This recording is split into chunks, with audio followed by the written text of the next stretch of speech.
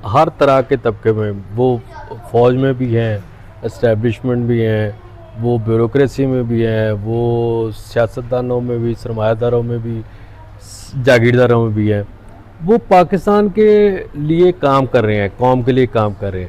اچھا، سملرلی اس میں دوسرا ایک طبقہ ہے جو ان سب کے خلاف کام کر رہا ہے، اپنے ذاتی مفادات کو سامنے رکھتے ہوئے۔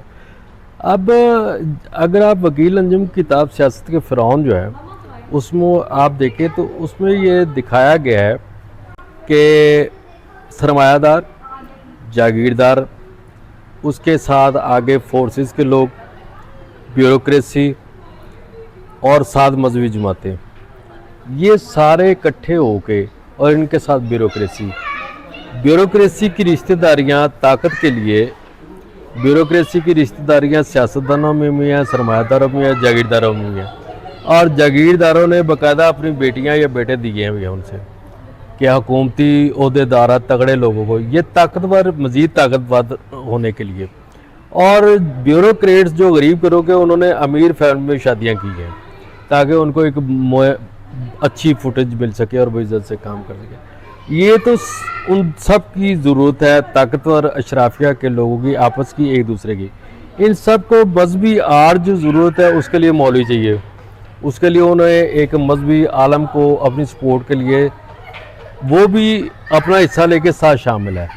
کیا یہ عوام کے لیے یا پاکستان کے لیے، میں یہاں نہیں، بر صغیر میں، بنگلہ دیش میں بر صغیر کا مزاج یہی ہے، یہی طبقے وہاں پہ اوپر طاقتور آپس میں اکٹھے ہیں، کہتے ہیں پانچوں انگلیاں برابر نہیں ہوتی، لیکن جب کھانے لگتی ہیں تو برابر ہو جاتی ہیں۔ یہ سارے اپنے حصہ جو ہے بقدر جسہ وہ نکال رہے ہیں۔ پاکستان یوں لگتا ہے جیسے کچھ سونے کی تھیلی ہے، اس میں سے ہر بندہ انگلی ڈال کے اپنے حصے کا سونا نکال رہا ہے، کوئی 2 گرام نکال رہا ہے تو کوئی 100 گرام نکال رہا ہے، لیکن اس کی خدمت کرنے کے لیے، اس کو بنانے کے لیے پچھلے 76 سال سے خون دینے والے وہ عام لوگ ہیں، وہ عوام ہے جو یہاں سے نہ جا سکتی ہے کہیں پہ، نہ کچھ کر سکتی ہے، اور مسلسل وہ دباؤ کا شکار ہو رہی ہے، بلکہ ان کا جو تھوڑا بہت اثاثہ بھی تھا وہ اب بیچ کے وہ زندگی گزارنے کے لالے میں، اور امیر سے امیر طبقہ ہو رہا ہے۔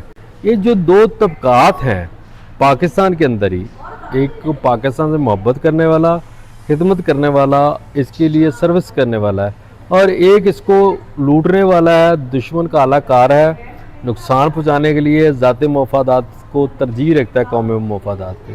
تو ان کی تعداد کس طرح دیکھتے ہیں کہ ان دونوں طبقات کے ہوتے ہوئے، جو کہ وہ طاقتور بھی ہیں اور طاقتور ہو چکے ہیں، لوٹنے والے جو ہیں، جو مجاہد حسین کی کتاب ہے پاکستان لوٹنے والے، اس طرح کی اور بہت ساری کتابیں لکھی گئی ہیں، تو کون بڑا بدعنوان، ان کے خلاف کیا قدرت فیصلہ کرے گی؟ نہیں، دیکھیے بنیادی بات آپ نے بات کی، یہ حقیقت جو ہے جو آپ بیان کر رہے ہیں حقیقت ہے۔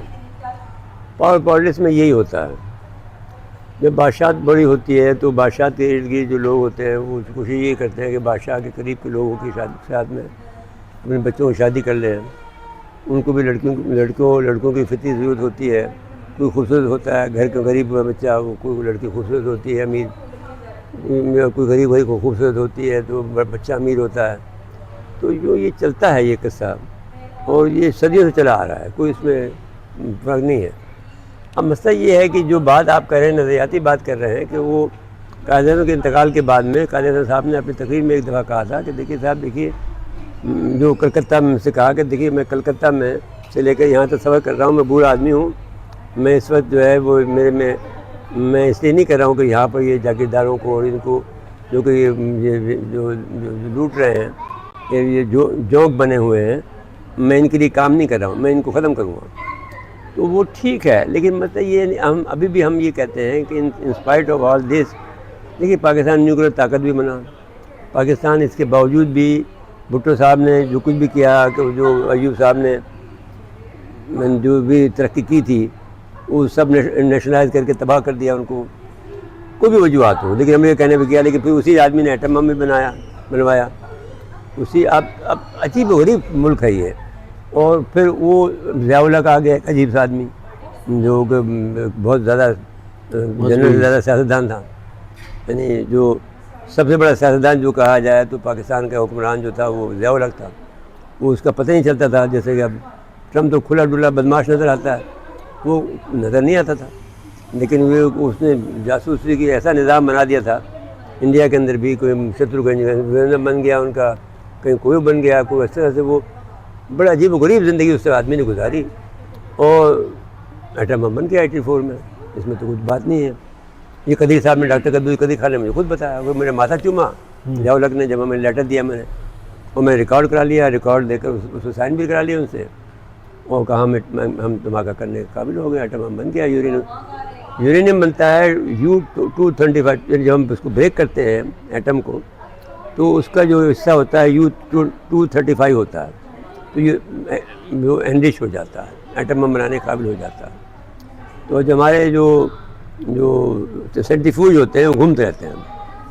وہ تو بڑی مشکلات آئی ہیں, وہ الگ کہانی ہے. لیکن وہ پھر 84 میں جا کر انہوں نے ضیاء الحق کو بتایا کہ ہم نے کر لیا ہے, لیٹر لکھ کے دیا. مجھے قدیر صاحب نے بتایا کہ میں نے لیٹر اس لیے لکھا تھا کہ ریکارڈ ہو جائے, کہ بھئی کوئی آدمی اس کو الٹ نہ کر سکے. وہ سائن بھی لے لیے میں نے ان کے پرنسپل سیکرٹری سے. میں ریسیو کرا دیا. پھر جا کے میں اس سے ملا ضیاء الحق سے. انہوں نے ماتھا چوما مبارک ہو, وہ کہا کہ ہم نے اب دیکھ رہے ہیں بنیے کہ ہم کیا حال کرتے ہیں. تو پھر آپ دیکھ لیجئے بےنظیر جو ہے, وہ آپ نے کہا بہت سی کہانی ہے, کیونکہ میں تو اس کا حصہ ہوں پالیٹکس کا. تو وہ بھی اس نے بھی کام کیا. وہ اس کو کہوٹا جانا بنا تھا, لیکن جب شمالی کوریا سے کی بات ہوئی تو پھر وہ کچھ نہ کچھ اس کا بھی حصہ ہے. نواز شریف کو آپ دیکھ لیں, مالدار ہے, سب کچھ ہے, سب اپنی جگہ پر ہے, لیکن 98 کا دھماکہ اس نے کیا. تو اب وہ بھی ہیرو ہے, اگر آپ اسے نہیں مانتے ہیں تو ذاتی ہے, لیکن وہ اس کی اپنی بدعنوانیاں اپنی جگہ پر ہیں, یا سو کالڈ بدعنوانیاں ہیں, یا اس کی طرز حکومت ہے وہ آمرانہ ہے. لیکن اس کے باوجود وہ اس نے کام تو کیا بھائی. ایک بات یہ, پرویز مشرف, آپ پرویز مشرف پہ جائیں تو پرویز مشرف نے ان کے سر میں جھک پیروں میں قدم میں گئی گیا, لیکن آخر میں اس کو ہرا دیا امریکہ کو. کس نے پالیسی بنائی؟ پرویز مشرف بنائی. یہ آپ کے وہی لوگ ہیں جو جس کو آپ برا کہہ رہے ہیں, لیکن آپ یہ دل سے پاکستانی ہیں. میں آپ کو یہ بتانا چاہتا ہوں. کوئی بھی, اب آپ دیکھیے کہاں سے آیا یہ آدمی جو آپ کا جیسے فیلڈ مارشل ہے, یہ ریٹائر ہو گیا تھا بیچارہ, لیکن اس کے باوجود بھی آگے اللہ نے بھیجا ہے. تو قرآن شریف پڑھتا ہے, اور وہ بنیان مرصوص کے نام سے وہ آپ کو نام دیتا ہے, یعنی انبریکیبل وال. یعنی میں اندر کوئی آدمی اس میں گھس نہیں سکتا, کوئی میزائل کوئی وہ اللہ کی طرف. اس کو ہم آرین دیوار کہتے ہیں, آرین دیوار میں تو گھس جاتا ہے, لیکن میں نے اس کا ترجمہ یہ کیا ہے کہ انبریکیبل وال, جو وہ شیشہ پلائی ہوئی جسے شیشہ بھی ٹوٹ جاتا ہے, پگھل جاتا ہے, لیکن ویسی چیز جو پینیٹریشن نہیں ہو سکتی, میرے جو انبریکیبل ہے, جو کوئی چیز پینیٹریٹ نہیں کر سکتی, ایسی دیوار بنا دیا. اور ہمیں کتنے, جب ایٹم بم کا دھماکہ ہو رہا تھا اس وقت ہمیں کتنی مشکلات تھی. ہم نے شیلڈ بنا دی تھی, چاروں طرف سے شیلڈ بنا دی تھی, کیونکہ جب میں ایٹم بم جب جا رہا تھا یہاں سے وہاں پر چاگی میں, خاران میں, تو وہ حفاظت کرنا بہت مشکل تھا. اس وقت ان کے سری نگر میں جہاز بیٹھے ہوئے تھے یہودیوں کے. وہ ان کو یہ معلوم ہے, ابھی بھی کہتا ہے کہ نیتو نے ہم سے غلطی ہوگی, پاکستان کو بننے دیا, لیکن ہم بن گئے. اب کیا کریں, اب بن گئے. ہم نے ٹیکٹیکل وار ہیڈ بھی بنا لی, امریکہ کے پاس ہے, رشیا کے پاس ہے, ہمارے پاس ہے, ممکن چائنا کے پاس بھی ہو. تو جب انہوں نے کولڈ اسٹار ڈاکٹرن بنایا تو ہم نے ٹیکٹیکل وار ہیڈ بنایا. اب ٹیکٹیکل وار ہیڈ ہم یوز کریں گے تو کوئی یہ نہیں کہہ سکتا کہ ہم نے ایٹمی وہاں کے کیے تھے. اب یہ کیوں بھاگا اریحان یہاں سے, کیونکہ ہم ٹیکٹیکل اس میں ایٹامک مار رہے تھے اس کو, تو وہ بھاگ گیا, تو ڈر گیا, کیونکہ وہ نیوکلیر پاورڈ وہ تھا. وہ اور انڈیا والے کہہ رہے تھے. تو میں یہ کہہ رہا ہوں کہ یہ آپ اپنے عوام پر جیسے بھی ہیں یہ, لیکن یہ کلمہ گو مسلمان ہیں, یہ کچھ نہ کچھ کریں گے انشاءاللہ تعالیٰ. اچھا, میں سر بہت چھوٹے دو سوال مختصر سے, ٹائم کیونکہ کافی ہو گیا, آپ کے رہنے بچوں کا بڑا اچھا ہمیں گائیڈ کر رہے. ایک تو یہ تاریخی بات ہے جس کا میرا خیال ہے ہاں یا نہ میں آپ جواب دے سکتے ہیں. حامد ویر نے بھی اس پہ پروگرام کیا اور وہ بار بار اس میں کہ محترمہ ہمیں بھی یہی مختلف جگہ سے الگ سے محترمہ فاطمہ جناح کو قتل کروایا گیا تھا. ٹھیک ہے. اچھا یہاں تو قتل بہت سارے ہوئے ہیں. نہیں وہ قتل ہوا، قتل کیا، اس میں کیا بات ہے؟ صرف اس لیے قائد کی بین تھی اور ملٹری اسٹیبلشمنٹ کے لیے وہ خطرہ تھی. بھائی حکم نہیں، ملٹری کا دیکھو، ملٹری اسٹیبلشمنٹ کوئی خطرہ نہیں تھی، حکمران کے لیے خطرہ تھی. آپ یہ سمجھ حکمران، ہاں جی حکمران. ملٹری اسٹیبلشمنٹ قائد فاطمہ جناح کی عزت کرتی ہے، اور کوئی مسئلہ نہیں. ملٹری والے ہمارے آدمی ہیں، آپ کا بیٹا ہے، میرا بیٹا. جی تو ملٹری کی بات نہ کریں آپ، اسٹیبلشمنٹ کی بھی بات نہیں کریں. ایک آدمی کی بات ہے، ایک آدمی کی بات کریں. وہ آدمی کو خطرہ تھا. صحیح. ایوب خان کو اس کو معلوم تھا کہ میری حکومت جا سکتی ہے. بالکل صحیح. ایوب خان ذمہ دار ہے اس کا. دوسرا سر یہ کہ یہ ہمارے ترقی ہوتی ہے ڈکٹیٹر کے دور میں زیادہ معاشی یا ملکی، تو ادر دن بھی ہوتی ہے. اب یہ کہا جاتا ہے کہ ایک بدصورت یا کمزور ترین جمہوریت بہترین ماشاء اللہ سے بہرحال بہتر ہوتی ہے اس میں عورتوں.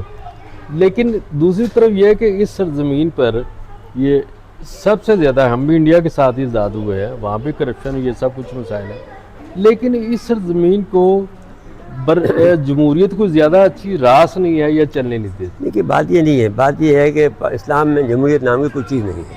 اقبال نے کہہ دیا ہے کہ بندوں کو گناہ کرتے ہیں تولا نہیں کرتے.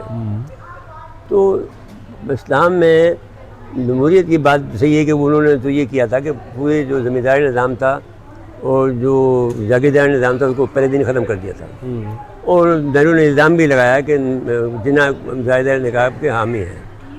تو ہمارے ساتھ نوابین تھے. اور اصل میں دیکھا جائے جب پاکستان میں جو ڈیلیگیشن گیا تھا آغا خان کی سربراہی میں لارڈ ویور سے ملنے کے لیے 1906 میں، اس میں انہوں نے جو میمورنڈم پیش کیا تھا وہ یہ کیا تھا: وی دی جاگیردار نوابس and the business man of the Muslim community do hereby accept your loyalty to the crown. اور بشرطیہ کے 4 پوائنٹ لکھے انہوں نے کہ صاحب ایک یہ ہے کہ ہمارے ایسٹ پاکستان کی جو تقسیم ہوئی ہے وہ برقرار رکھیں گے. آپ جو بنگال کی تقسیم کو برقرار رکھیں گے کیونکہ اس میں ہمیں تجربہ ہوا.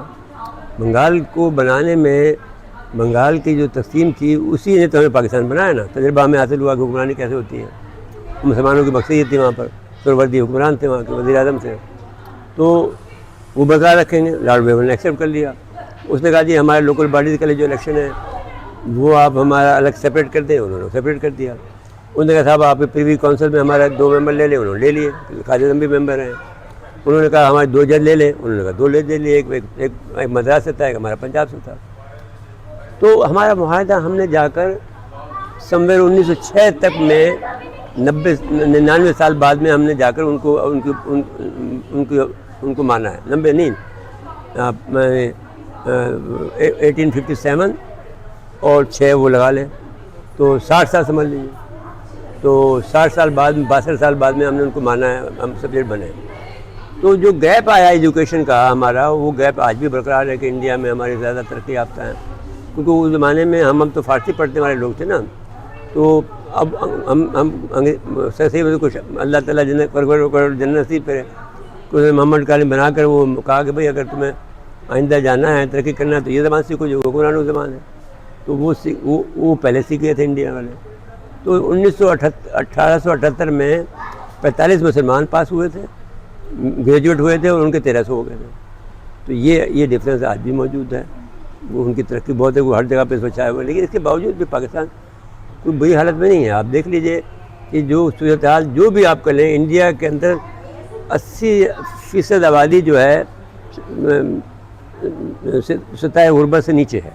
آپ کی یہ حالت نہیں ہے. معاف کیجیے، آپ جتنے بھی آپ کر لیں، جو آپ ہوشیارپور سے آئے ہوں یا میں دلی سے آیا ہوں، لیکن ہم نے ترقی کی ہے. ترقی، کپڑے بھی ہم اچھے پہنتے ہیں، اچھا کھاتے ہیں، اللہ کا شکر ادا کرتے ہیں. اچھا ہے، سواری اچھی ہے، بہت شکر ادا کرتے ہیں، اللہ کا شکر ادا کرتے ہیں. تو بس آپ اسی شکر گزاری میں رہیں. اللہ تعالیٰ آپ کو بہت بہت شکریہ سر. آپ کا بہت تھینک یو.